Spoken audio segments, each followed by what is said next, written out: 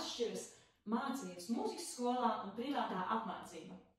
Sākumā varētu šķist, kāda ir starpība. Abās divās apmācībās taču man būs bonusi. Man būs kaut kādas prasmes un kaut kādas attīstošas lietas, ko bērnam skolotājs attīstīs. Taisnība.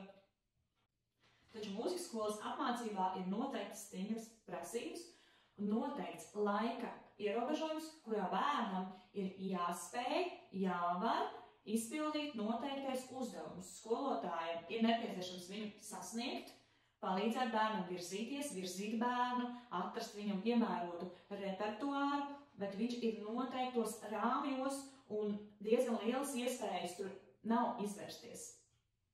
Turklāt tas ir noteikts režīms ar noteiktiem pārbaudījumiem, ieskaitēm, eksāmeniem, koncertiem, kas prasīs no bērna diezgan lielu koncentrēšanās spēju, diezgan lielu disciplinētību un patstāvību no paša bērna un arī no vecākiem.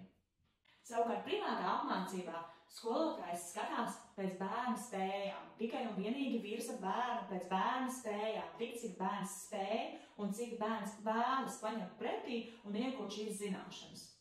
Tātad nav ierobežojumi ne repertuāra izvēlē, ne grūtības pakāpē, ne attīstībā. Bērns var, piemēram, spēlēt vienu to pašu skaņdarbu visu gadu.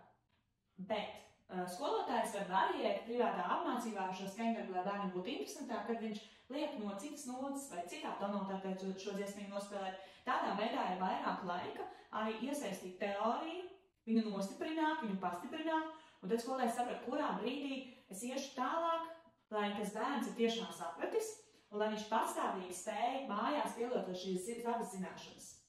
Jāsaka, gan tad vispār mūzikas apmācība kopumā bērnam dod ļoti, ļoti daudz bonusus. Tā palīdz viņu disciplinēt, koncentrēt darbam. No savas pedagoģiskās pieredzes esmu novērojusi, ka bērni, kur varbūt ir nedaudz aktīvāki, viņi paliek nosvērtāki, mierīgāki, pieaugušāki, nobriedušāki prātā un galvenais iemācās domāt, pastāvīgi domāt, nodarbināt savu prātu un viņu pielietot reāli praktiskā darbībā, kustinot, trenējot pirkstus vai dziedot.